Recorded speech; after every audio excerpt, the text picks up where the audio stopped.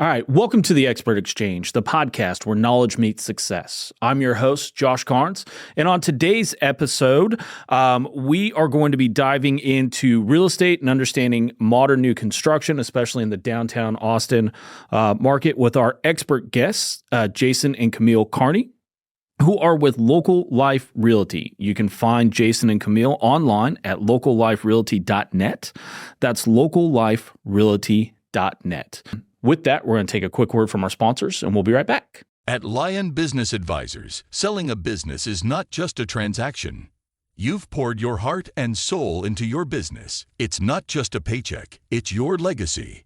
The team at Lion Business Advisors is here to guide you through the process, ensuring your successful exit. Contact the team at Lion Business Advisors at 800-525-3542. That's 800-525-3542, or visit us at lionbusinessadvisors.com. Lion Business Advisors. Let the story of your next chapter begin with us. Jason is the Director of Business Development with Local Life Realty and brings 22 years of professional sales experience in both recreational vehicles and real estate. Jason is consistently exceeding his clients' expectations with his passion, hustle, and unwavering commitment to the client experience. Jason is a Texas native and has spent the last 24 years here in the great city of Austin with his wife, Camille, and two amazing children, Colt and Brooks.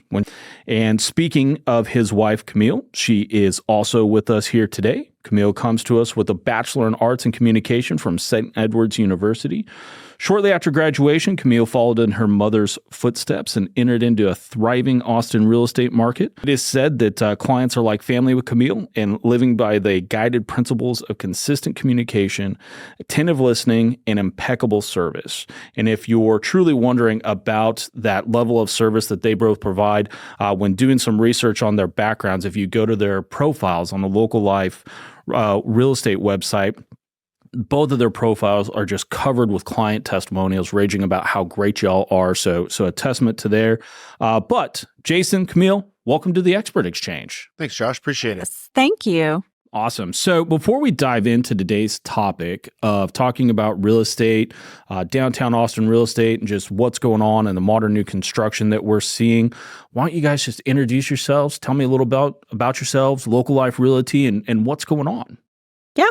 Well, I'm Camille. I'm with Local Life Realty, and I've had my license here in Austin for 20 years. I graduated from St. Edward's University. My mom was in real estate, and I decided to, take after her. And she said, I think this would be a great opportunity for you. And it has. It's really, it's been a roller coaster up and down, but I've seen the market change over the last 20 years, and it's been really exciting to see Austin evolve like it has. You've seen a little bit of change. A little bit of change, yeah. So my name is Jason Carney. I'm with Local Life now. I've been with them for 3 years, working with my wife, Camille. Before that, I was in 20 years of recreational vehicle sales, RVs. So I have a long background of sales, and just instead of selling real estate, now selling real estate. So that's a good one. So before we, dive too heavy into the real estate topic, I'd like to find out a little bit more about y'all, right? So how did the two of you decide to enter real estate together? Like, what did that look like? You've been here for 20 years, and then he comes along and goes, by the way, here I am. Wow, how did that play out? Funny you asked, Josh. Accepted a position with a company down in South Houston. So the family was going to have to uproot and move. And I accepted the position thinking we were going down there. We made an offer on a house. Long story short, my wife was not extremely thrilled about moving down south anymore. Wasn't going to have it. She wasn't going to have it. So we had to backpedal a little bit. I had to let the folks know that I accepted the offer, that I was no longer going to be with them. And then coincidentally, out of the blue, a best friend of mine that I used to work with in the RV industry that has his own brokerage, Local Life Realty, called me that next morning out of the blue, not knowing anything, not knowing my situation, not knowing I was moving, any of that, and asked me to get into real estate with him and, come work with him at the brokerage. He'd teach me the way and kind of guide me and be a mentor and stuff like that. And here we are. Nice. So, it's been I didn't know for sure if it was going to work because, you don't really think you wonder if you can work with your spouse on a daily basis. But with the real estate industry, you kind of do your own thing. And, we work on our own transactions, and it's been actually wonderful because we can feed off of each other. And yeah, I mean, it's been a great thing. I'm glad it happened and fell into place, and we make a better team together, than apart. Nice. So speaking of that team aspect, what does that look like? How do you guys take advantage of working together in real estate versus just being an independent person who's out there? Yeah. Well, what's nice is that when you're at home, real estate can be very lonely. It's you against the world. Mm-hmm. So having somebody that's in your household, that's not in the office, that you can, hey, can you go do this and I'll go do this, and you can kind of divide and conquer, helps take a lot of stress off that just one person. Mm-hmm. So, for example, if she's got clients, I got to go get the kids. There's, when I was working for 20 years in RV sales, I was at the dealership most of the time. So she had to take care of most of the personal stuff because I had to be there. It was an hourly deal, or not hourly per se, but you had to be there from the time they opened to the time they closed. Yeah. So in this situation, we're able to help each other, and it's actually pretty amazing. So, and he gives me those tactics and skills that he's used all those years being in the RV business and sales that maybe I wasn't as strong at. And so he will have my back and encourage me and give me, those pointers and advice on certain things. And then I can come back with all my experience that I've had with real estate, like contracts and, some of the negotiations and, what to do next, the steps that he isn't as familiar with. And so we just together work. We can kind of strengthen each other's skill sets and support each other that way. Nice. Yeah. So you hit on the, taking turns picking up kids from school and stuff like that. So a lot of business owners, which I believe is what real estate is, and doing that, you kind of run your own show. They're always bringing work home with them and doubling that in. And with you guys both being in the same industry, in the same business, how are you guys balancing that work-life balance? Like, what does that look like for y'all to bring that home? Is it real estate 24/7 nonstop? Is there breakouts? What's that work-life balance look like for y'all? Well, I mean, with real estate, what's one thing that is nice is you can just work from your laptop until you have to get to showings. So everything can be done remotely.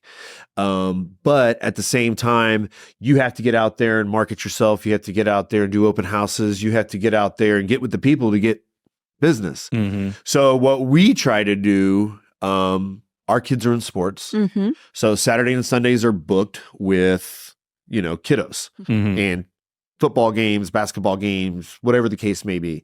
So we try to divide and conquer through the week. I will do open houses Thursday, Friday. She'll do them Saturday and Sunday because I help coach as well. So then that leaves us free. Now, something could always change or something could come up, but we try to schedule those 4 days for 3 hours a day to do open houses.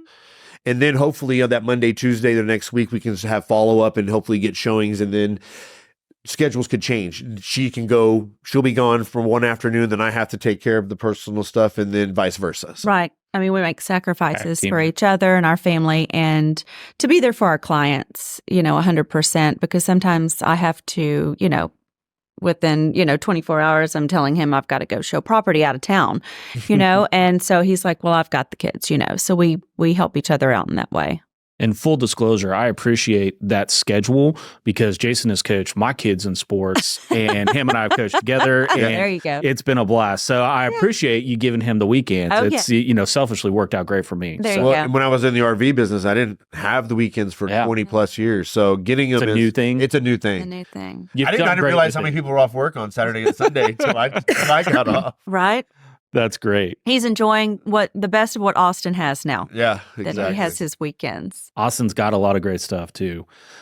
So speaking of y'all working together and stuff, how do you break out those roles? Are there roles and responsibilities that each of you take on within that real estate partnership? Is it kind of all meshed together? What does that look like for y'all?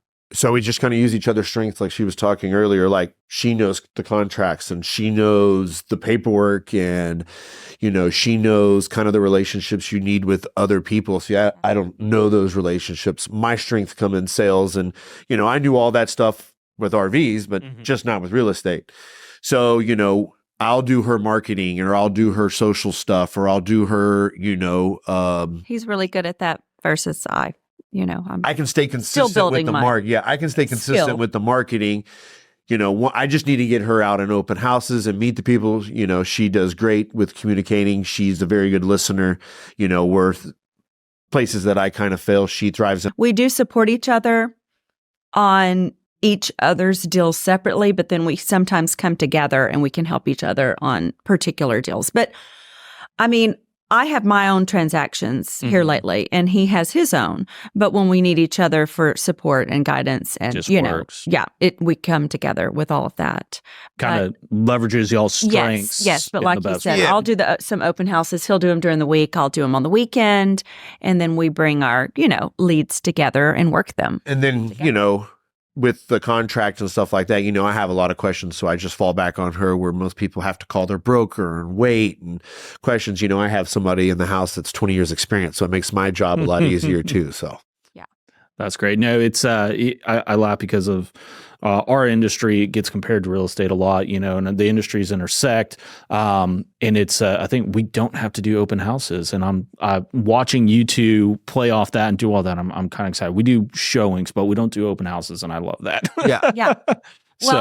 Well, they're fun. With new construction, people want to see what's always new, so it's always really easy to catch it, because people don't always get new construction, but they always want to see it. Yeah.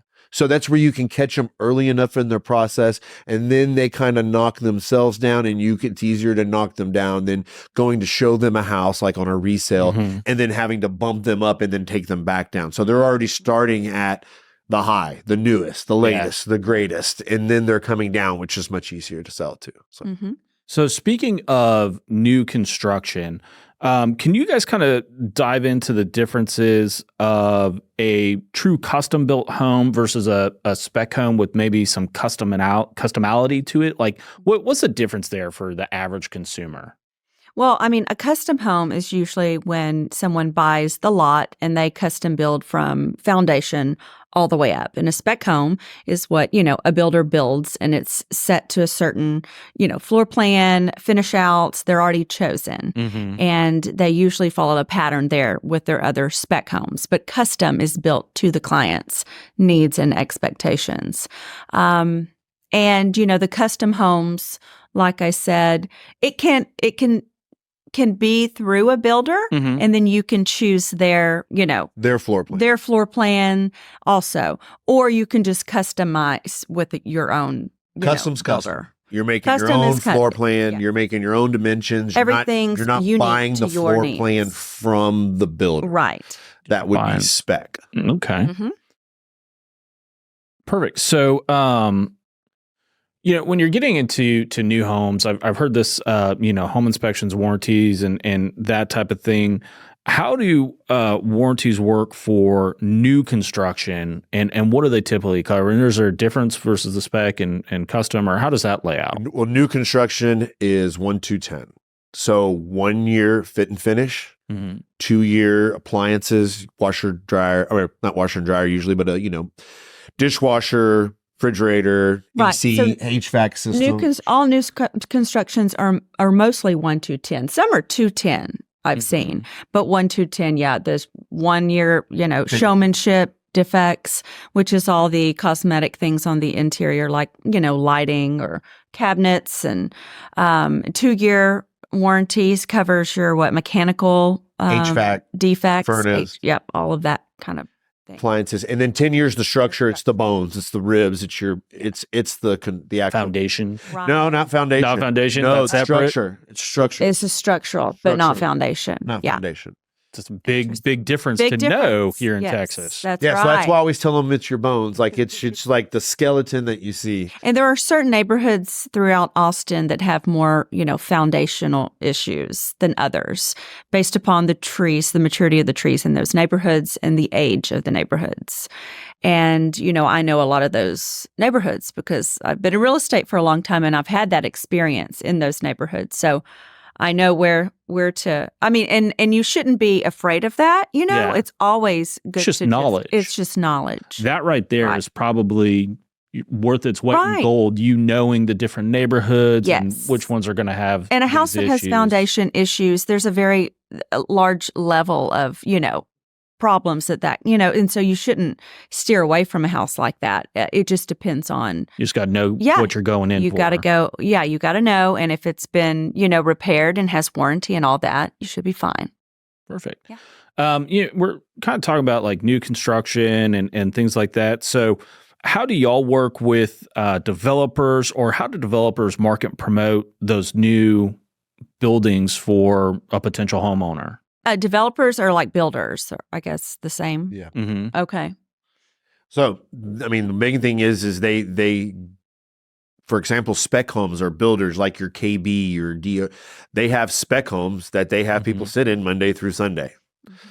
So that's how like a constant open house. Constant open house, trying to just catch people as they're driving in the neighborhood and stuff like that. And they offer those incentives. And they also offer bigger incentives. Builders will offer a larger commission than a resale will offer. Really? Mm-hmm. They can get up as high as 7%, even higher. So nice. You'll get those incentives that you'll get from the builder. They'll offer any type of concessions where it's like, $10,000 in closing costs or, $10,000 rate buy down, whatever the case may be. They can have some especially kind of right now. With yeah, the rates being have higher. some kind of concession. But and then the only other way is getting real estate agents to hold open houses on the weekend and market their stuff. Mm-hmm. Paradisa Homes, they're on HGTV, so they're getting their look, and especially with custom homes, there's hundreds of custom builders out there. There's a lot here in Central Texas, it seems like, too. Yeah. There's just a lot of development going on in general. Oh, big time. And especially, also staging is a big thing that they do that really entices people to want to buy because it just, with the new construction, it's just all new and sexy and clean and, and then once they stage it, it's just gorgeous and it's hard to pass up. You know? When none of your stuff's in the houses are pretty nice and clean. No. It's when you All start the adding, space. when you start adding your stuff and then it just gets cluttered. We could all live in a staged house. Yeah. Are there any big projects or development that you guys are working on or, that people should be aware of that's coming out? Like, what's the hot area in town right now? East Austin is hot area. East Austin, and then you're also your Allendale, Crestview, Brentwood. Yes, Crestview. Yes, all that north. I call it North Central, and people are like, "Well, what do you mean by North Central?" I mean Central Austin, but north of the central area, off Burnett, between Burnett and Lamar. Okay. And Crestview, Brentwood, Allendale, East Austin, Mueller. East Austin and that Mueller area, big, really popular. Blowing up. Yeah. Yeah, it's just a lot of food, a lot of great food places, a lot of entertainment, a lot of one-offs, it's not a bunch of chains. It's close to downtown, with Austin redoing the skyline and redoing, UT's campus with new Moody Center and all that stuff. It's just getting more desirable down there. Rainy streets all cleaned up and, so. And we're really marketing to that next generation. There's all those people in their 30s that are now even late 20s, early 30s who are buying in that East Austin area. I would say maybe between 40 and 50 in that Crestview area. Yeah. It's a little bit higher age bracket or 40 to 55.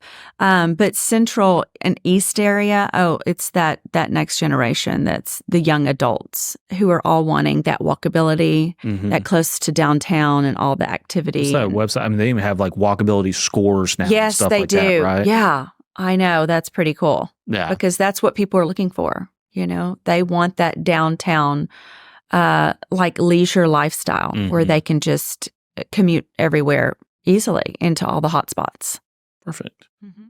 As far as a kind of market outlook for 2024, we're fairly early on in the year. Rates are high. I know that affects our industry for business sales, right? It's kind of in our industry, it has somewhat adjusted prices. It has not turned into, the difference between a seller's and a buyer's market, right? We haven't had that full switch in business sales. Have you guys, where are we at? Are we a seller's market, buyer's market? When does that switch hit and kind of what does that look like going forward? Well, we're not all the way in a buyer's market yet. They're saying we're still in a seller's market. However, there's a lot for buyers to choose from. So we're kind of slowly moving that direction. There's too much inventory right now, honestly, for buyers to choose from. And that depends on what area they're looking in, I'll have to say. But as an overall, like within our 5 counties that we, market and work, it's still a seller's market. So still a great time to sell as long as you price right. And interest rates, are higher than they have been, but they've come down. And actually, I've seen they've really stabled out. They've stabled out, and this January has really shown a shift. Usually, it's not very busy, and we don't see much demand until like late February, early March. We start seeing that. Spring break, the kids are getting out of school. school. Right after South by Southwest. But this January, it took off. So it's been nice. And that for the future is looking, promising. So that tells me something about this next year. I just think people are realizing rates aren't going back down to 3 and 2. Yeah. Like, you just got to understand that. No. But they're not 7 and 8 anymore, and they're in that 6, and you can buy down to 5 and all that other stuff. So they've stabled out, and I think that's what's bringing people out to like, look, I can't wait to get my house that's going to hold all my memories. You can't wait for the market to change. If it works Marry for the you house, fiscally, date the rate. do it. Yeah. That's great. Marry the house, date the rate. Yeah. No, and it's here in Austin too. I just think it's different, right? It's Austin. You're buying the lifestyle. Yeah. It's it's not out in the middle of nowhere. So it absolutely is a marry the house. It's get into where you want to be. Right. And Austin's kind of broken out, I think, to a lot of neighborhoods too. So it's you want to choose your lifestyle around those neighborhoods. Yeah. And I think it's beneficial to have someone who's been around for 20 years to say, do I go east Austin? Do I go south of the river, north of the river? Right. Like those are two different worlds. I'm a north person, so I don't go to North San Antonio, south of the river. And, it is kind of crazy how Austin's not a huge city, but our different areas, I mean, it's growing, but compared to Dallas and Houston, obviously, it's a very small city that's growing way too fast. But all the different areas are just completely different in lifestyle. And just, it's like North Austin's completely different than South Austin, the feel of it. Yeah. And the demographic and, the neighborhoods. So, it just depends really on your price point and, your vibe. So you guys still have your I would go lifestyle. price point vibe. Price point, you guys still have all those 5 bedrooms for $250,000, right? We would. Yeah, okay. I wish. Yeah. That's not a thing in Austin. 2.5. 2.5. Okay. I don't even think you find anything in Hutto for $250,000. Not anymore. You can't. We've been looking. There's nothing. I know, right?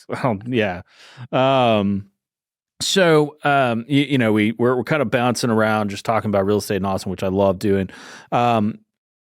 We kind of hit on warranties and things like that. So what role do inspections play in those people getting houses? Is it a different role for a new house versus a resale? What are inspections? Well, with the builder, it's much easier because you have your warranty that they're going to be supporting. The builders provide their own warranty. Yeah. Well, once you get the inspection, you give the inspection report to the builder, and the builder would normally go down and fix most. They're not going to fix everything, but they'll fix more than a resale person would probably fix, because resale, that's out of the buyer's pocket, not out of the the seller's pocket, not out of the builder's pocket. And builders have guys that can fix those things already around because they're building one next door. So it's go over and fix it. Correct. So you get a lot more done. Plus you have your 1 to 10. And then on a resale, you may only get 6 months if somebody pays for the No, it's a year. year. Yeah, you get the seller will pay usually, and this is resale. negotiable for a resale. 1 year's the buyer's home warranty or residential service contract, so that they can get anything repaired by one of those companies. It's usually Mechanical, so usually HVAC, not fit and finish, not Right. structural, none of those things. So but the inspection is what he's talking about, and so you can usually negotiate, on a resale with the seller to repair or repair any items prior to closing, or give money in lieu of. Is that a big the negotiating repairs. piece that takes Big, place a lot? Very big. It's like a separate, like after we go under contract, I tell my clients now where you get to negotiate again if need be, where you can't just ask for anything. But if it's something important, a safety hazard, this is your time to ask the seller to compensate or Change the color in the bedroom. Well, No. maybe. I don't know if they're going to do that. They could. Everything's negotiable. Perfect. So, we're kind of hit on just some of the trends going on. What are some of the trends you guys are seeing in interior design and just, comically we walked in and you guys were picking out lights and all the stuff like that already. So what are some of the trends you guys are seeing in Austin for interior design and so just general? it's really modern, and it's very open. Like everything's wide open floor plans. So like normally your kitchen, dining, living would all be kind of somewhat separate. Now it's kind of all like one huge entertaining room, and then everything's very sleek. Everything's very smooth, clean looking. You have your waterfall islands now where, Yeah, those are big. nice. Usually now kitchen tables are somewhat of a thing, but not really a thing anymore because people are using the kitchen bar tops. Like on the islands. So, and then bathrooms are just getting out there. Now they got the big showers with the tubs in the shower, where it's like an all-in-one deal. And, And lighting is really beautiful. They've got the sconces on the walls that add a little, ambiance and modern, style. And then one of the builders, Paradisa, and probably a lot of the other ones I noticed, put the lighting underneath the they're like free-flowing cabinets where they don't go all the way to the ground, so they can actually light the bottom. Yes. So you can see like little walkways and stuff like that. Yeah. That's fun. So that is, I love. But it's always changing. Like you can't keep up with the trend. Like it's always Guardian Builders is one that our broker represents, and we do a lot of open houses. So Guardian is a beautiful product, and they have a lot of the waterfall, islands and the pretty lighting and the openness and the beautiful floors. And they use high quality. Wallpaper's on a comeback.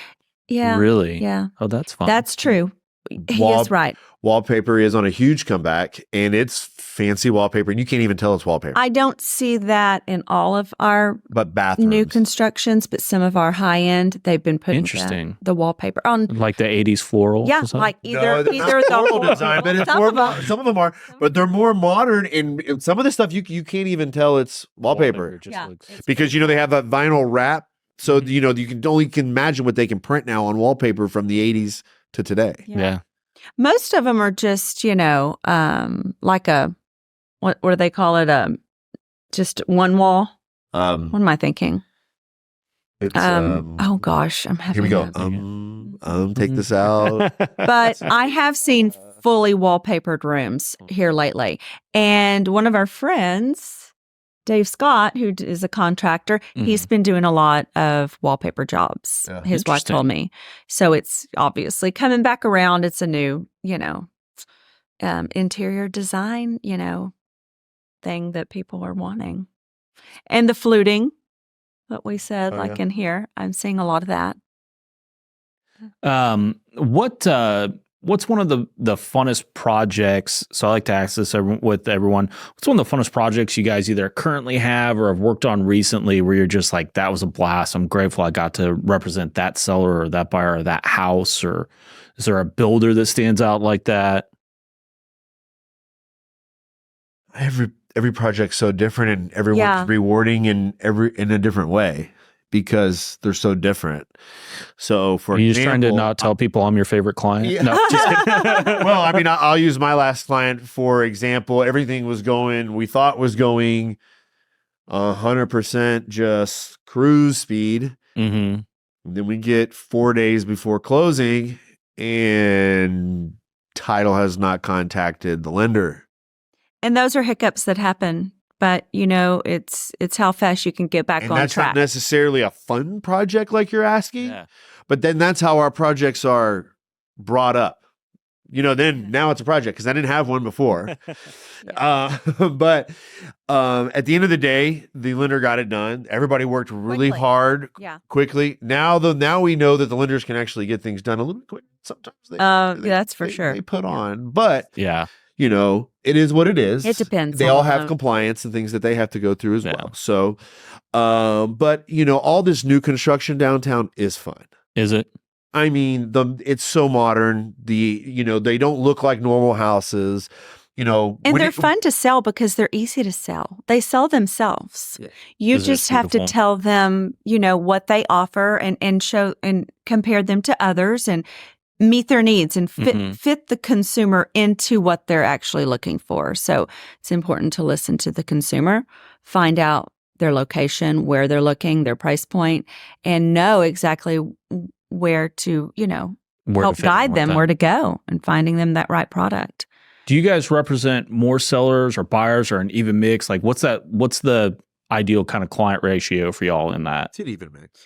Yeah. And for me, this past year, it's been a lot of buyers because of the open houses we've done. So I've picked up a lot of buyers. But you can also pick up sellers in those open houses, obviously, because, if they do own a house, most of the time they'll want to sell. Sometimes they rent it out and then move to their next home. But this past year for me has been buyers, but it's usually 50-50.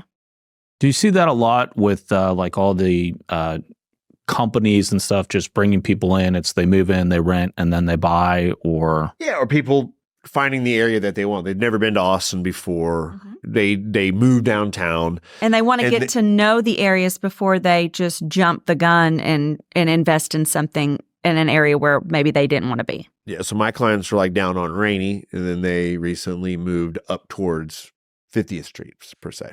Mm-hmm. Nice. So I had a blast talking to you guys about real estate. We could probably do this all day long. If someone's listening and they want to get a hold of y'all, what does that look like? How does someone reach out, start the process with you guys? Yeah, you can contact us by looking up our website. It's my name, CamilleCarney.com, CamilleCarney.com. And we will promptly return your call and get in touch with you, and we would love to do business. Awesome. We value our clients, and we love what we do. So Perfect. Yeah. So if you enjoyed the conversation here today and you want to keep the conversation going, you can connect with us on social media. You can find us on X at the EXP Exchange, or visit our website, theexpertexchange.pro. That's theexpertexchange.pro. And for more resources related on today's episode, or if you want to reach out directly to them, as she said, it's CamilleCarney.com or localliferealty.net. Remember, success is a journey, and we're thrilled to be a part of yours. Thank you for joining us on the Expert Exchange.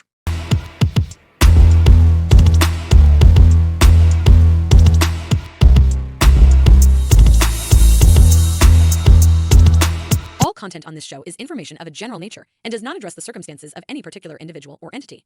Nothing in this show constitutes professional or financial advice, nor does any information on the show constitute a comprehensive or complete statement of the matters discussed or the law relating thereto. The Expert Exchange is not a fiduciary by virtue of any person's use of or access to this content.